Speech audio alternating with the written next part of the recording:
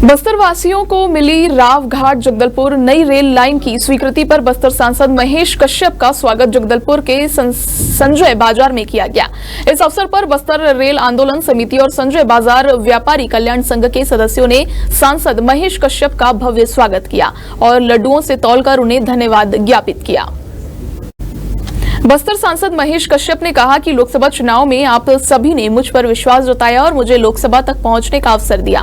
बस्तर का विकास मेरी प्राथमिकता है और डबल इंजन सरकार के प्रयासों से बस्तर क्षेत्र में विकास की गति दोगुनी हो रही है। यह नई रेल लाइन बस्तर वासियों की बहुप्रतीक्षित मांग थी और इसे पूरा कर केंद्र सरकार ने हमें एक महत्वपूर्ण सौगात दी है।